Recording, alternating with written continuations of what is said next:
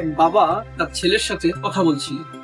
কথা বলার সময় ছেলে বলতেছিল, বাবা, আমি তো অনেকবার বিসিএস পরীক্ষা দিয়েছি, এখন পর্যন্ত একবারও আমার বিসিএস হয়নি, আমার মনে হয় আর বিসিএস হবে না। তা আমি কি এই বিসিএস জার্নিটা ছেড়ে দিব? আমার আসলে এত চেষ্টার পরেও যে হচ্ছে না, তাহলে আমার কি করা উচিত? বাবা কিছু বললেন না, বললেন, চলো আমার সাথে রান্নাঘরে চলো। রান্নাঘরে যাওয়ার পরে সেই বাবা তাকে 3টি পাত্র দিলেন এবং পাত্রে গরম পানি করতে বললেন।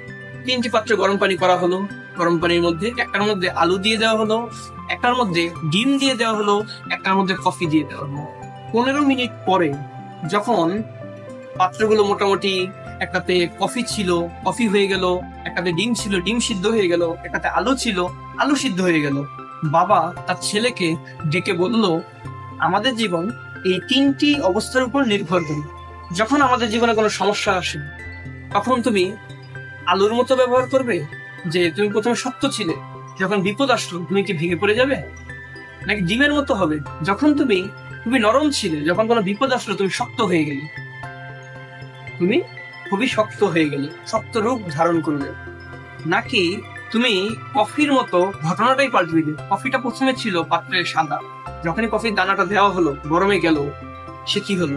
সে পুরো পাত্রটাকেই পরিবর্তন করে ফেললো কফির কালারে, কালো রঙ। আমাদের জীবনটাও এরকম, এই 3টি অবস্থার উপর ডিপেন্ড করে। যখন আমরা কখনো বিপদে পড়ি, আমরা কি ভেঙে পড়বো, নাকি স্টেবল থাকবো, নাকি এগিয়ে যাব, এটা নির্ভর করে আমাদের উপর। তাই কখনোই আশাহত হবেন না।